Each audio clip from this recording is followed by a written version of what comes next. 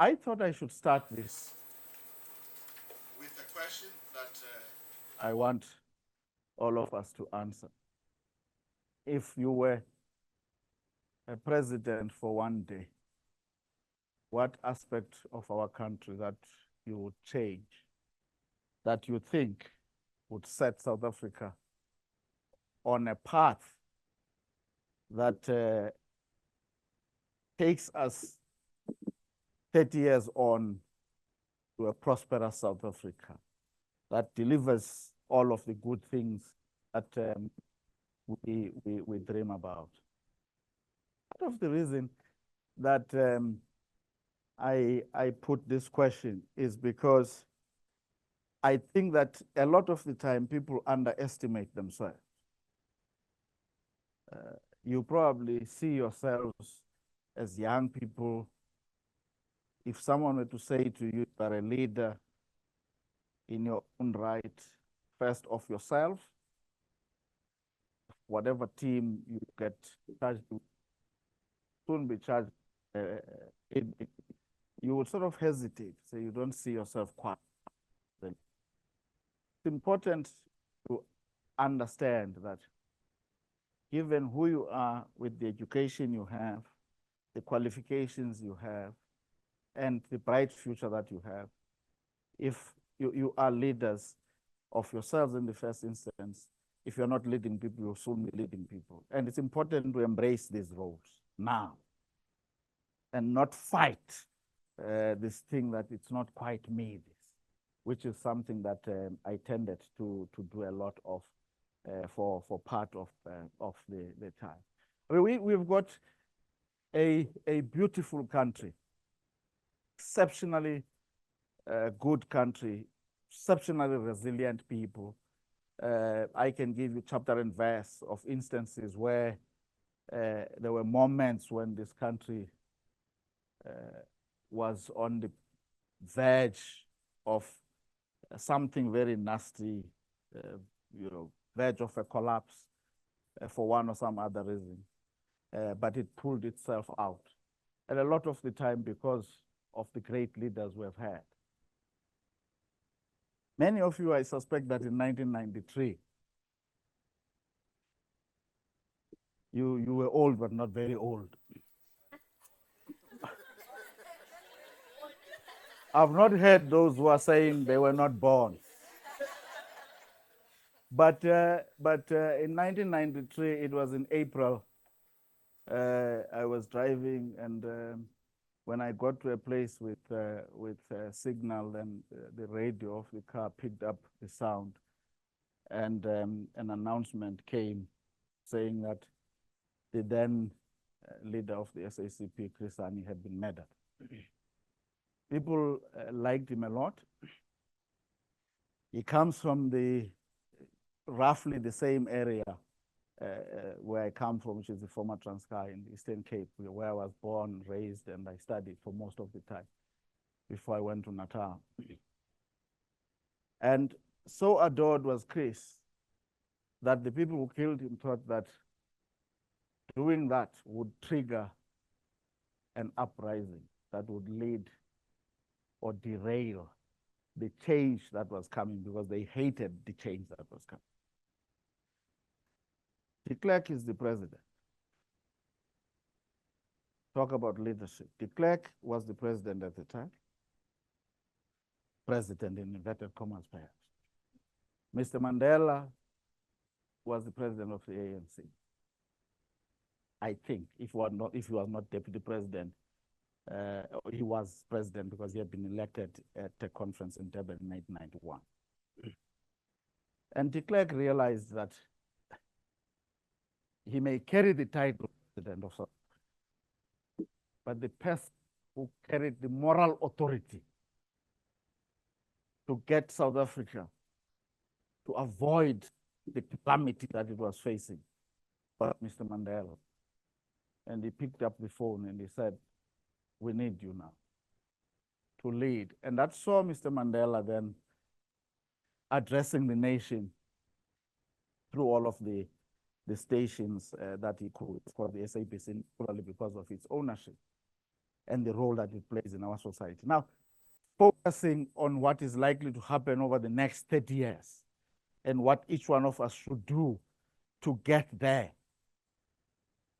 in a carefully orchestrated way is the thing that we should care about, rather than looking for the sharpest knife to slit our wrists because the world is going to come to an end. It is simply not going to come to an end. But so we'll do this in 3 parts, and I'm going to move swiftly because I know I've made sure that this is as simple as possible, but a lot of it has got economics that those of you who are interested, I know all of you are. You can quiz me a little bit more, and I hope to leave a fair bit of time for that. So quickly, I will summarize a little bit of the history. Some of it I've started, but I'll talk about some of the economic indicators, the policies that were formulated, some of them why, and then quickly just talk about the next 20 to 30 years, how we should think about it and why, before I come back to the question and say, what should each one of us be doing to make sure that we get to a better 30 years from now. Now, let's get on with this. Why history? Because one of the presidents that I adore the most, former President Mbeki, said that if you don't understand history, you will not be able to deal with today's issues. Now, let me tell you an anecdote. I mean, when I was lecturing at the University of Natal, I taught a course on development economics. I was young at the time. I think I must have been 25, much younger. I'm young still, much younger at the time. And the class was predominantly white. To picture 1993, 94, University of Natal, Pietermaritzburg. 300 students in economics 1 per class, and there were 2 of those, roughly same size. So one of the things that I tried to contextualize for people was the issue of land dispossession. The landing of Jan van Riebeeck, and then getting to the Land Act of 2013, mandate in 2026. Because I had understood that the income distribution and the inequalities that existed at the time, necessitating the land reform policies such as triple BEE. When it started, by the way, it was BEE. Then a B was added to say that it's broad. You know, like OMO, new OMO.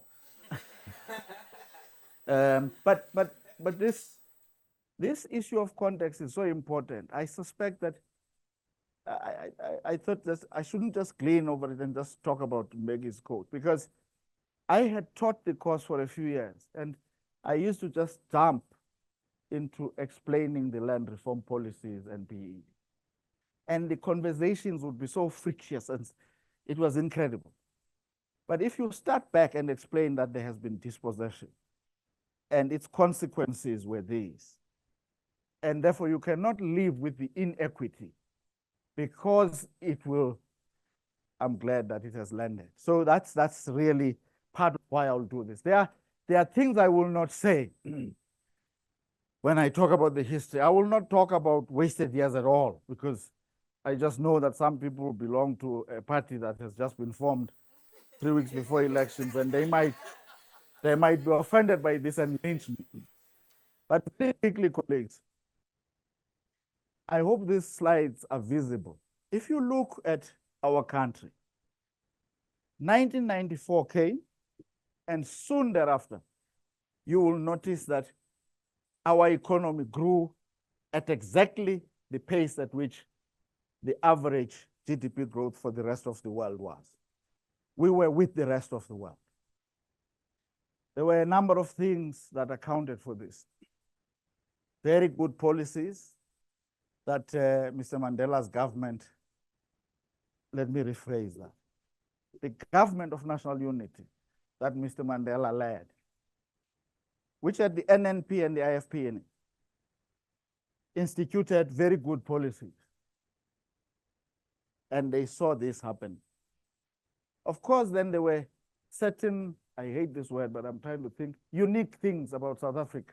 The word I was resisting is idiosyncratic factors, because I was fearing that I might hurt my tongue. You see that we deviated a bit after 1996, but it's not bad. I mean, those of you who are mathematicians, but you don't have to be a mathematician to understand this, don't worry. The gradients of these two curves are the same, except that one is sort of at a lower point than the other. We get to 2008, the global financial crisis. You see that the world and ourselves, growth slumped. But for South Africa, we recovered, but you will notice that the gradients of the two curves are not quite the same. Again, there were factors uniquely South African that kept us slower. It's not a coincidence, by the way, which is a point I want to land for you as young leaders. It's not a coincidence that in that period, it is the period when we had a different administration that started in 2009. In government, we would even have debates like people said that the previous growth of the Mandela-Mbeki era was without jobs. Nothing could be further from the truth, right? It was growth, it was with jobs, and I'll make the point later on. But some people resented some of the policies of the time. Here, you know that as Kisa, you are not as young as you look. Joking. But you know, we saw that policy making was really sort of, you know, that's the time when certain people were called clever backs and stuff like that. So people started to talk ill of intellectuals, you know, thinking and applying yourselves about policies to solve the pertinent problems that the country faced. And as a consequence, South Africa's growth decoupled, as the phrase is used, from the rest of the globe. Sure, we still grew, but slower. Now, you can see certain patterns on that graph on the right-hand side, that sure, we tended to follow the world, but at every instance, when there would be some crisis of sort, when we recover, in our case, we're no longer getting back to where we used to be prior to that crisis, because there weren't very deliberate policy interventions that were instituted to lift the growth rate so that we can generate jobs and everything. Now, this slide at the bottom really shows the consequences of this, because every time when the arrow is pointing to the left, it shows that employment in that sector fell post, I mean, if you compare the two periods. Now, and in this case, 1994 and 2012. And these are livelihoods, by the way, if you think about it. These are livelihoods.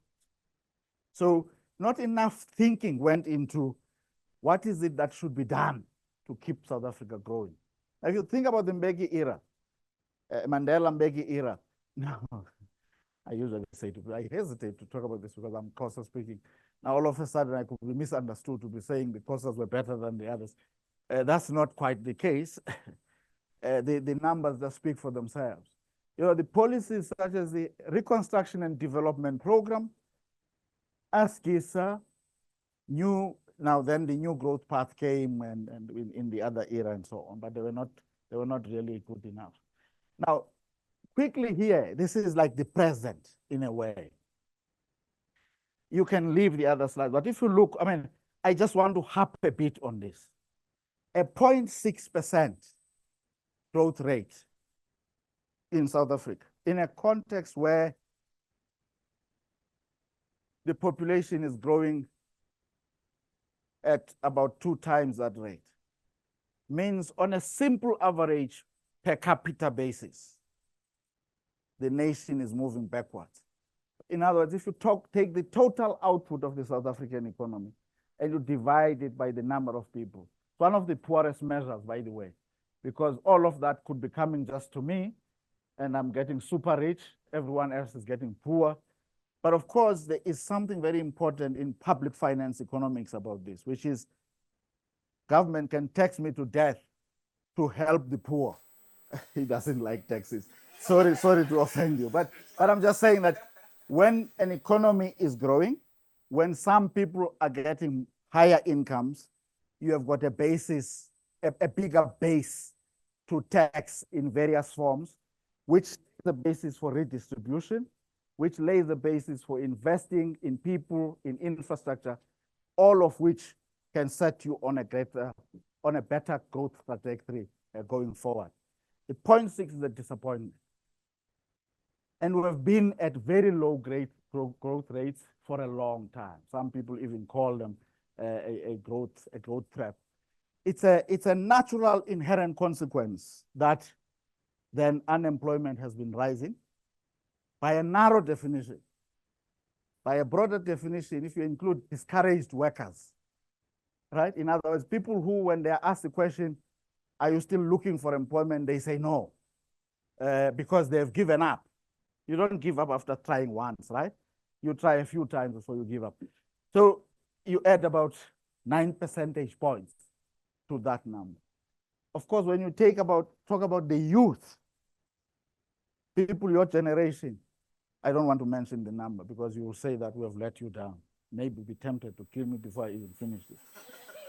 But the point is made. Now let me land an important point for you to keep. Why you would hear people who have been involved in policy making talking a lot about fast growth. When there is no linear relationship between economic growth, GDP growth, and employment. At lower growth rates, economies tend to create, especially ours, lower jobs. So for every percentage change in GDP below 3%, employment only increases by a small fraction, 0.2, 0.3. But when employment accelerates and reaches 3%, 3.5, the increase in employment approaches 0.7. Tested econometrically. So that's why we should aim for growth rates that are higher than 3%, 3.5, because then it helps us solve many problems. So that's a very, very important point. So when people give a short version, they say we need growth to solve these problems, you must understand that, among other things, that is the issue. Of course, I can drop this other point, which is very important, because people say, adults, by the way, we want growth because we want to appease the markets, the rating agencies, IMF, World Bank, so on. Nothing could be more underdeveloped thinking than this. Sorry for me to be crude, because you need a growing economy to tax it so that you can pay for all the good things that you like. But when you have got a higher GDP, it's a simple arithmetic thing that your debt as a percentage of GDP will be smaller, right? So we all need growth. It doesn't matter whether you're a communist or a capitalist. It serves us all anyway. Now, I hope you can read this. You can see Sipo is getting worried. Don't worry, Sipo. Now, we have had a number of things that have constrained the South African economy. Why does this matter now for the future, for the next 30 years? After this slide, I'm going to be very, very fast. Because this is the slide that talks about then some of the things that we've got to think about, pursue in every corner that we happen to find ourselves to turn things around. The first graph that shows you the amount of carnage that has gone through our ports, mainly in Durban, which is the biggest port and most important port for our economy. You can see that if you go more to the right of that curve, at a certain point, if you were to draw a line, as they say, fit a trend line there, it would be going this way, which means that the amount that went through the port was declining. Essentially, we were sending less minerals that we have produced out, not because they were getting depleted underground, not because there were strikes, but because the capacity at the port had been clogged. The efficiency of the port had been tampered with in ways that were slowing things down. Ships were docking for longer times, and those that are trying to get there to offload so that stuff could go out didn't have access to the port. That is why then recently government and business have been working together to unblock the transport and logistics problem. And the results are good. At one time, there was a spike, but things went back. But if you were to draw a trend line now, I hope that I'm right, that the slope would be positive, but not so great towards the end. That's the first important point. Load shedding has been the next problem. That we couldn't solve it after so many years is terrible. But we can talk about it in detail later on. In fact, last year was terrible because you look at the bars. Why is this one? Oh, I pressed the wrong one. I should be wearing my spectacles so that, yeah, things look better when I do this. If you look at the bars that relate to 2023, you see that they are the tallest, except for that quarter where things were worse in 2022. Now, that's a disaster. A modern economy needs energy, electricity. I mean, all of these gadgets. Life just comes to an end without power. So we have had that problem for too long. Looks to be abating, but the water problem has resurfaced. Some of you would be aware, depending on where you live. Now, let's look, colleagues, at these two important graphs. Very, very important graphs for the next, in thinking about the next 30 years. If we solve not all, but most of the infrastructure problems, we would add that bit. The impact would be like that, positive impact, but we quantify that side. I'll come to that just now. If we solve the energy problem, if we solve all of them, you get that uplift. Now, if you add, this is something called potential growth. The ability of the South African economy to expand at a rate over a period of time without inflation building up. Now, why does that matter in economics? Because when the economy starts to grow, because potential growth is not high, if the economy goes at 2%, inflation will build up, and the SARB will have to raise rates. When rates get raised, the economy will slow down again. And you don't want that. You want the economy to grow consistently without interest rates rising, which is why you want to raise the ability of the economy to grow over sustained periods of time. Hence, you want to raise the potential growth. How can you raise that? If you make these improvements that I'm talking about, these are estimates, not exact science, but backed by empirical evidence. If you take old data, if you change a few things, and when you run your regression models, they tell you that GDP would shift by this much. So it's not, but they say economics is a dismal science. I usually get offended because that's all I've studied. But we can lift potential growth, you can see, to over 3.5%, which is that desirable rate I was talking about, if not higher. So over the next several years, I hope I can leave you with this message that the things that hold our economy back at the top, summarize some of them, which are fixable, can be fixed, and when fixed, the economy will grow at higher rates, create jobs, and deliver all of the good things that we need. Now, of course, these things have got to be complemented by a few other things. Here is another beautiful quote from Mr. Mandela. I was even tempted to change the phrase and attribute the quote to someone else so that you don't say all I quote are these posters, you know?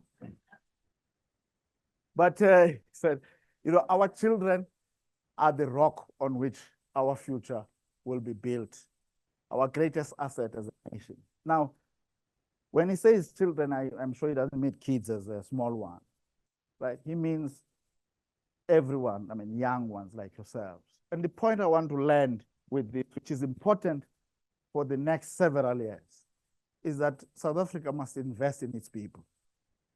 In education, skilling the people.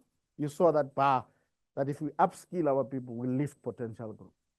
I'll come back to a profound point about that, at least for me. Invest in their healthcare. Maybe NHI will deliver this, something it won't. Invest in infrastructure of the right kind. It must solve problems that really exist. I mustn't choose projects purely because my brother is a contractor there and I think that we can milk something out of the system. If you solve the structural constraints of the economy over the next while, then you can set the economy on a path that delivers many of the good things that we desire. And I want to say that a country that cannot invest in its people, actually develop its people, would hardly develop anything else. Let me just make this point, which you will understand given the generation you are. The technologies that are emerging and are taking the world by the storm, like ChatGPT, AI, you name them, blockchain, that we know have the consequence when combined with capable people to produce higher levels of output, generally, wherever applied. They can only be adopted and adapted by nations that have invested in their education. When you have failed to invest in education, what do you tend to do? You have unions saying, we don't want this thing. It's going to take jobs away. Is it Stephen Friedman, not our local one, who wrote the book that says the world is flat many moons ago? In a way, metaphorically saying, you can stand here and see the entire world.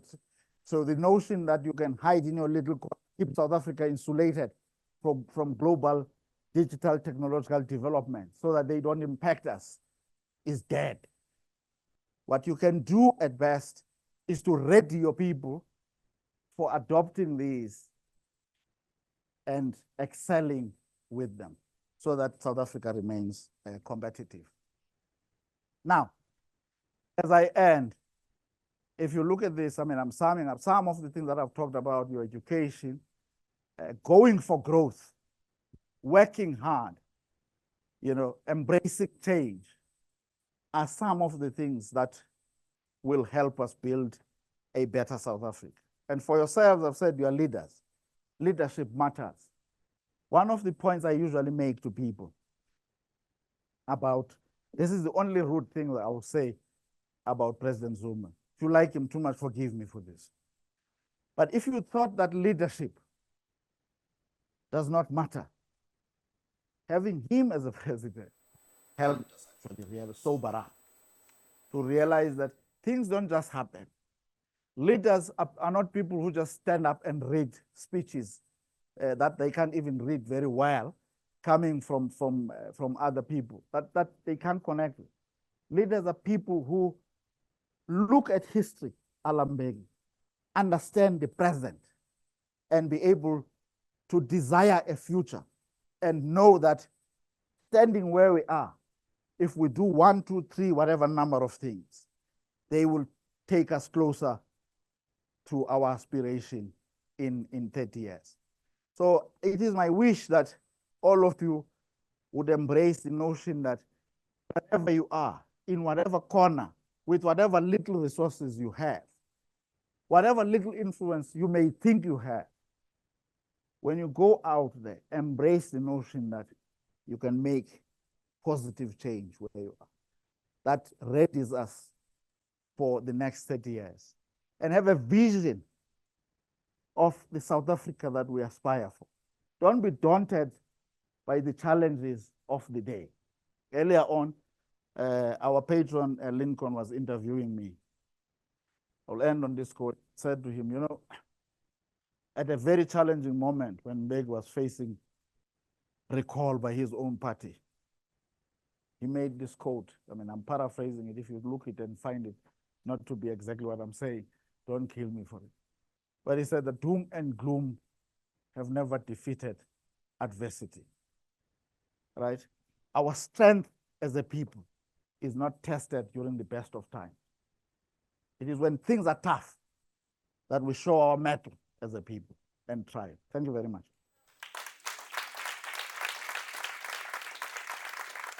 Hlekazi, thank you so much for that. What a powerful presentation. I hope I'm not the only one that is suddenly inspired to go back to school and refresh my knowledge on economics. But nonetheless, so we will be moving to the next segment of our masterclass, which is essentially the question and answer session. I do hope that you guys have taken the liberty of jotting down some of the questions that you want to pose to our guests. The floor is yours. Let me start with this gentleman here. Thank you so much, Mr. Sipho Mpiti, and to Mr. Lungisa, Sawubona, Hlekazi, and to the attendees as well, our learned friends, I greet you as well. I'm Sunya Kwanyana, a born free, confirm that. That is a practicing accountant. And maybe I'll start with the issue of taxation. You know, I like tax so much. But my problem with that, I'm having an issue with maladministration of our funds and the unequal distributions of those funds that are collected on taxpayers, but I'm not there. So my question to you is that we've voted, and currently we don't have the government, and there's so many speculations and all that. So what is your look in terms of the next 5 years? Should we be worried for what is going to happen? Because what is going to happen now is going to affect us all, our economy, and employment and all that. And then there was a question that you asked at the beginning that if I was the president today, what should I want to change? And as a young person, I think for me, what I've started doing currently is that I've gone back to high schools to implement a business mentoring program. Why I'm doing that? I'm doing that because the next 30 years is not for me and it's not for you, but it's for the ones who are coming before us. And the only way that we can be able to assist them is to introduce them to entrepreneurship at a very young age, so that when they go out, they have an option to go to universities or start their own businesses. Because the market that we have right now, it does not have enough opportunities that are there. We need people with innovation and new skills. Thank you.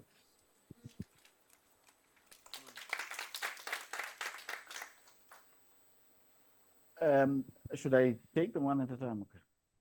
I'm not entirely certain. How would you like to proceed? No, Shall we I mean, just I brought this because at my age I forget, so I write notes. So it's up to, we can take 3, maybe 4. Hlekazi. Good morning, everybody. Morning, Lungisa. My name is Paula. I wanted to ask, reflecting on, I think it was the second slide you had on the first 30 years, I think what's sort of pointing to me is the best and brightest were always inclined to go to the public sector. The next 20 to 30 years, it's a different challenge where the best and brightest are sort of seeking the private sector. And I'm sort of fascinated to understand, given that challenge and the outlook of whether the sun will rise in the next 20 to 30 years, what is the key differentiator that you sort of see and observe that sort of puts away young individuals from the public sector? I just sort of want to get a gauge from your perspective. And then secondly, just from a personal aspect in your journey, how have you mastered the art of discipline through the different phases that you've walked? You know, I'm very fascinated to get a sense of understanding on that aspect, because I mean, being young, the different avenues that sort of open up, particularly then when we look at the world of technology and trying to understand how we sort of focus and zen ourselves in a particular lane. I know it may be different, but I'm sort of interested in understanding the core fundamentals that you sort of look at. Thank you. Fantastic. So quick one, colleagues. When I was speaking to Hlekazi earlier on, I said that we have the tendency of looking at individuals such as Mr. Lungisa as superstars, not understanding that they've also had their challenges and they've been through a journey for them to be up there. With that being said, if you have questions that are outside of the peripheral of the presentation, please feel free to ask those as well. It is an interactive session. I wanted to intervene in her favor. She's protesting because she raised her hand first. It's not your fault when you see the hands up. Thank you so much. Okay.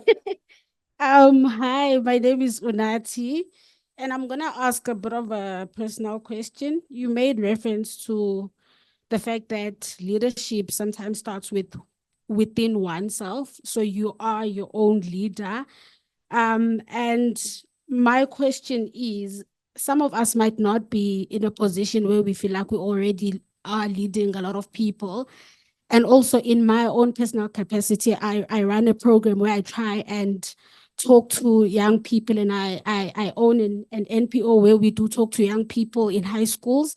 And I'm always looking to learn from people like you to say, what are the key or maybe 3 characteristics that you think have contributed to your success that we should only, or maybe that we could all benefit from if we try to work on them? So we'll take one more and then we'll let him answer and then we'll proceed in a bit. Good morning, ladies and gentlemen. My name is Sia. I work in the construction industry for Cecil. Mr. Lungisa, you touched on renewable energies a lot. I see it's a developing project. So what is your view in terms of the construction and the project management when it comes to the renewable? Because now when you look at the petrochemical industry, it's a phase that's not particularly focusing on renewables. So I just want to understand the growth of the project and the construction management within the renewable spectrum. Thank you. Mhlekazi, over Good. to you. Thank you very much. I know I almost actually spoke for too long. I mean, on the comment that you made, Mr. Guanyan, I missed your first name. Sorry to use surname too formal. I embrace your comment. I like, you're confirming the fact that I'm saying that people are leaders already. Care about, you must never underestimate yourself. Never think that anything that you conceive of do for the next person, next generation, it's too small. Most things that culminate in big changes start small. Bill Gates started Microsoft in a garage. That's the story. I believe it. I've got no reason to question it. It inspires me, right? Doesn't sound true now, given just how rich he is. So I take that. I like it. And Unati, the NPO you're running, it falls in the similar space. Never doubt yourself. Now, the GNU is going to work. Someone was reminding me, I might sound like I'm self-aggrandizing when I say this. We went to Bloemfontein with colleagues of mine, and one of the colleagues, when we got to question and answer sessions, people had run out of questions, and they said, "Can I ask you a political question?" I said, "Oh no, I ran away from politics." But he said, "What do you think about these elections?" I said, if they don't produce a party with an absolute majority. One of the scripts we can learn from is GNU. Except that we have to remember it is now a GNU that's not underpinned by a constitution. Most people forget that. The first GNU was underpinned by the interim constitution, which was replaced by the final constitution in 1996. So the interim constitution set out what must be done. But the essence of it is that the spirit of that interim constitution can always be borrowed with variations. Don't insist that you be given X number of votes, because the formula that was in the interim constitution is no longer there. Now you have got to negotiate it and so on. Now here is the positive, Mr. Kwanyana, that will come out of it. To start with, every policy must be negotiated in cabinet. So you will not have the ANC discussing policy on its own and taking it to parliament. Think about how positive that is. So every party now owes it to its partners that it must bring its constituency along. It may take longer, but the process will produce a more refined product that is owned collectively by most parties here. So there's a sense in which, and politicians like watching each other. Even when actually the one is walking this way, you will say, but you are walking sideways. The other one says, show me how you walk, and they walk sideways too. please forgive me, I don't want to sound political, but you saw the letter Ms. Zille wrote. It's littered with things that seek to breach the constitution and break the law. But they have always presented themselves as paragons of virtue. And I'm not criticizing just her. I'm just saying that's what happened. Because the politicians are more or less, they are like the same, but they pretend to be different. I mean, they are more or less the same. Okay, so you get that. You are happy with it. I said it. Okay. Awungonje. Ndikubona ngoku uba ndingakubonanga ndoda molo. Now here is the point. I mean, look, it's never hard to reset an organization, but I don't want to sound like I'm trivializing. When Trevor Manuel became the Minister of Finance, he came from DCI, but he hadn't run many things. I mean, he used to joke about it. When we're sitting now, all of us, things are working. He says, oh, we came here bushy-tailed, all of us. We didn't know where to find what. And he made an outrageous statement. Some of you might have read about it. He said, these amorphous markets are not going to do this and that. But he learned from that process. But here is the thing to answer your question. People get attracted to good stuff, to success. People like being associated with winners. Who didn't support the Springboks when they took on France? So people like winners. In a professional setup, professionalism matters. A leader who sets a vision, defines where we want to go and why it matters to get there. You will attract people towards you. So if the private sector, if the public sector were to just reset, it must not appear like you must be connected politically to advance in the public sector. The point I made to Lincoln when he interviewed me, I said, when I went to the Treasury, I knew only one person. Only one. And I got in there as a deputy director. All I had was to prove myself. I'm answering the other question. What are the things that you've got to do? 3, hard work. There is no alternative to it. No task is too small. If you want to be noticed, you don't have to say to people, look at me. I'm here. You just let what you do speak for itself. They give you what they think is a little task. You give them more than what they expected. And someone will say, but who wrote this thing? Yo, do we have such people here? Can I see them as an example? And some leaders, and please don't be like those. No, it's me.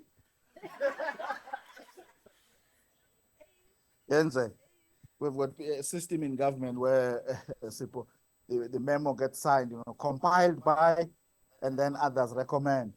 There were leaders who then say, send me the electronic version, not PDF. Then they delete all the other people in between. The only person, it's my name. So it gets to me. I say, hey, come, let's talk about it. Now the person starts shaking because they can I bring so-and-so? But no, so-and-so doesn't appear on the thing. So please, but I say hard work, humility, and of course, you must, it helps to be disciplined, which gets to someone asked the question, yes. But look, when you are young, you don't have to be too artificial and ashamed to stray from time to time. But there are things that you shouldn't try. Never try drugs. If you're not drinking alcohol, don't try it. You would have seen the picture there. I drink one, but I can control my drink. I think so. But I'm very serious about it. I mean, you see talented young. Then the next moment, that bright young person with a clean skin, all of a sudden, you meet them, they look to us in the stores. Translate there, but don't be it just doesn't work, you know what I'm saying? So don't try. I mean, if your friends put you out, and choose the right friends. You can tell. If I keep saying, what are the terms you use these days? Trying to say you're backward. You are not. "Ah, I'm gonna, if it were not for the fact that you are this, I would be asking you that we go." You know, you kind of tell, oh, this one is blackmailing me because it's just, you know, drift away. That's very important. Strong personality, the things you were told at home, the values that were instilled in you, keep them forever. They will save you.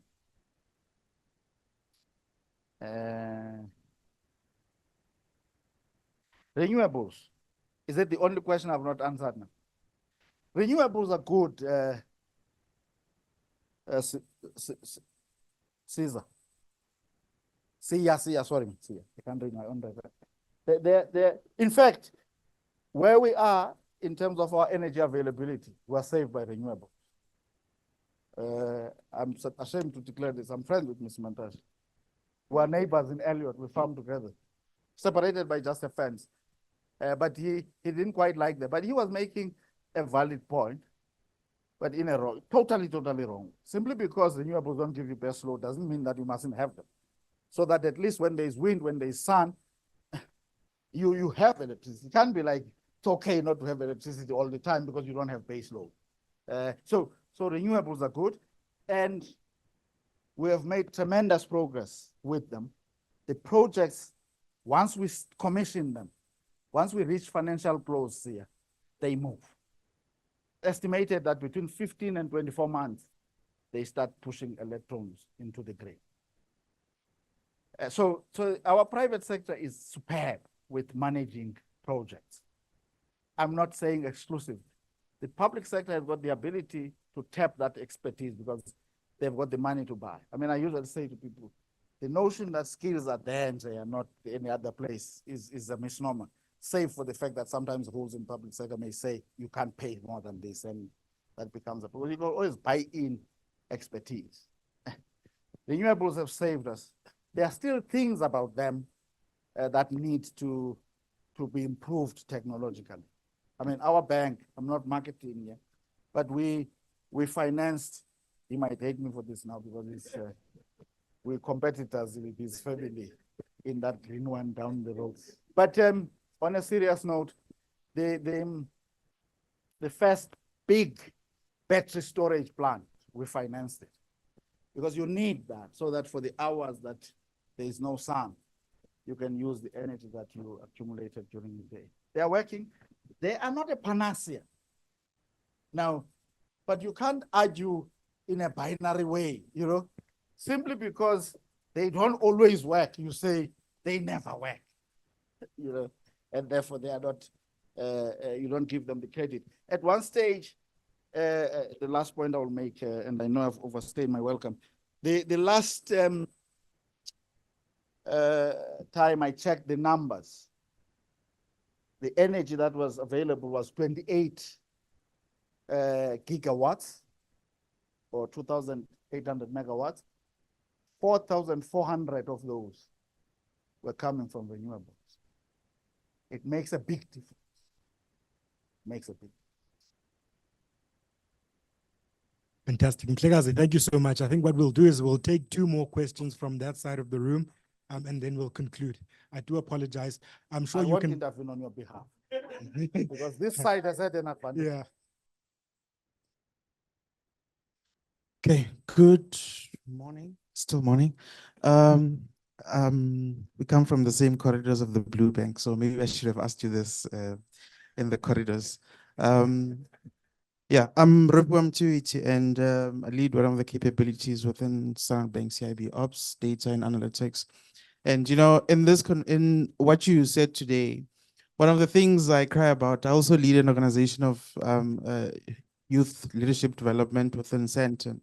And my biggest cry is how young people are excluded from today's activities in government and in business. And there's so many publicly advertised things. We are doing this for the youth, we are doing that for the youth.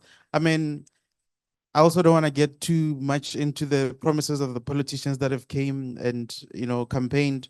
When was the last elections? 5 years ago, a big campaign was around how we're going to create millions of jobs for the youth, how we're going to create employment drives for the youth? How are we gonna? There were so many promises, just to cut it short.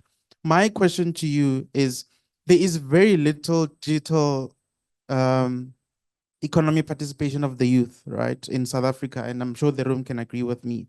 How is not just Standard Bank, from a Standard Bank context, how is private business, you've said in many panels, and I'm sure you sit in boards that have conversations around this, how is the private sector enabling or at least helping the government to realize young people's participation in digital economy? Now, why am I asking this question?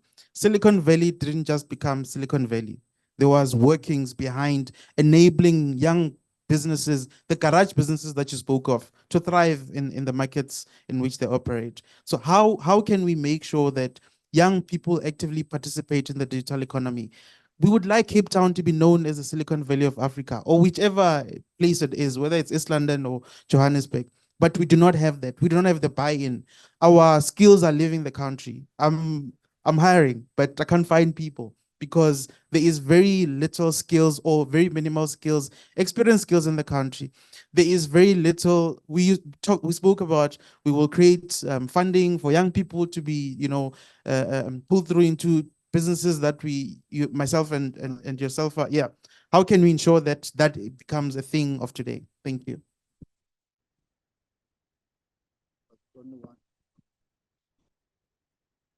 Thank you. Good morning, Mr. Fuzile. My name is Konani, and I'm a project management intern at a cool company down the road called Echo. So I wanted to ask you, it is said that the entrepreneur is a key driver or influencer on economic growth. What is your take on the role of the entrepreneur? Thank you.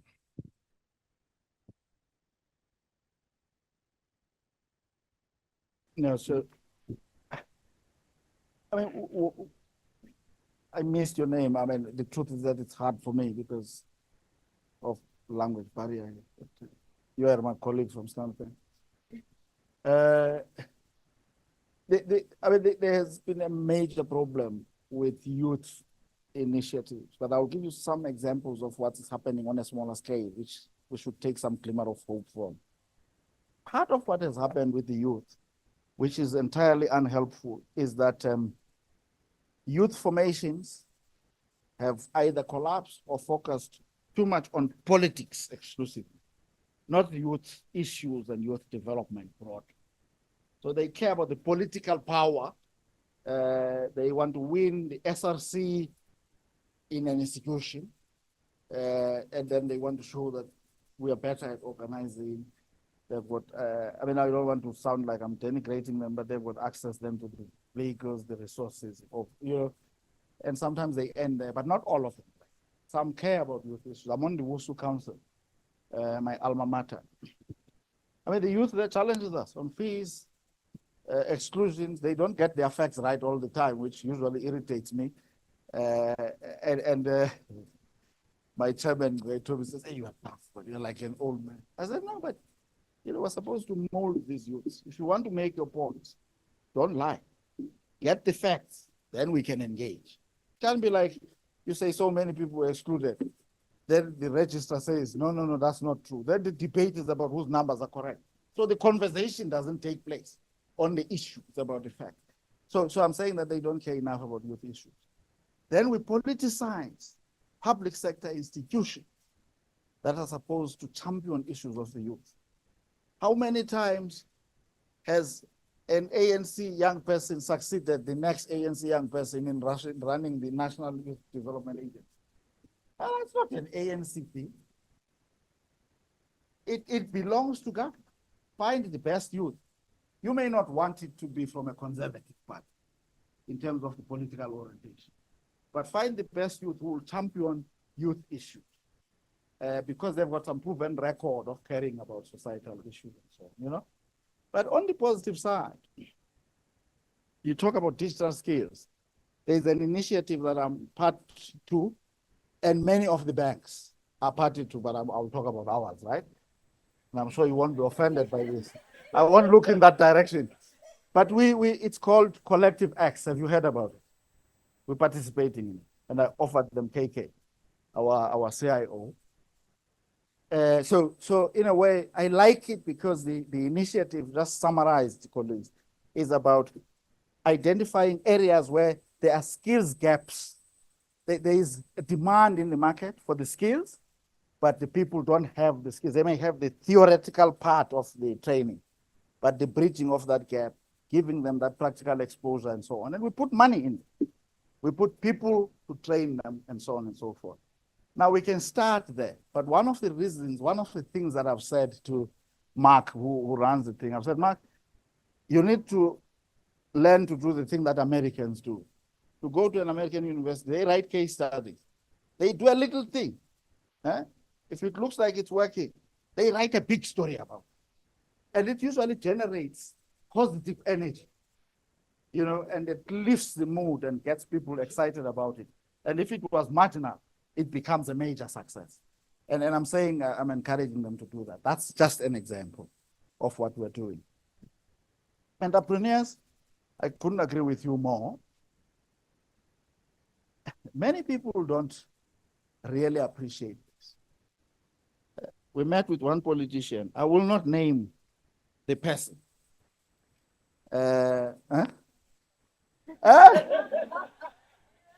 Of course, I'm in trouble with this joke of mine, the bad joke perhaps. But we met with the minister, and she was saying, you guys, you are not banking small businesses.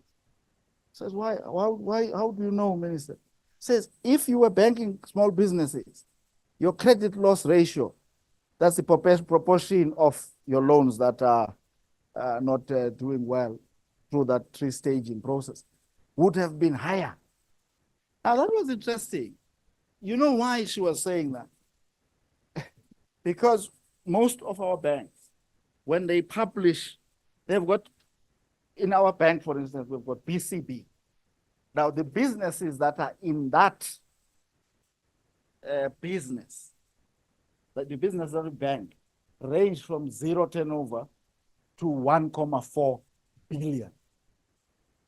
Now, if you think about it, you can have 20, 100, 1,000, 5,000, 10,000 small businesses. They may all be faltering.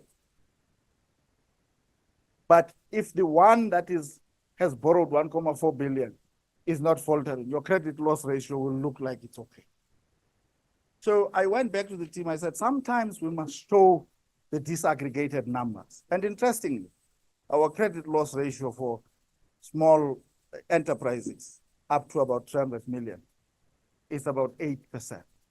Now, that's a huge number. If you were to show that number, by the way, to investors, they could run for the hills. It is better to have it buried in the aggregate. Whilst we keep on doing the right thing, which is to lend to small business. But I do want to leave you on this note, where I sometimes differ with people, not all of them, is that they think that you must not ask all the necessary details to small business. Now I say to them, okay, really? Let's say it were your money. Would you say to me, I must just close my eyes and take a leap of faith with you? And I say, by the way, the worst thing to supporting small businesses, this applies, by the way, to transformation more broadly, is to try to do it in a way that does not respect commerciality, so that it gets blamed for failure.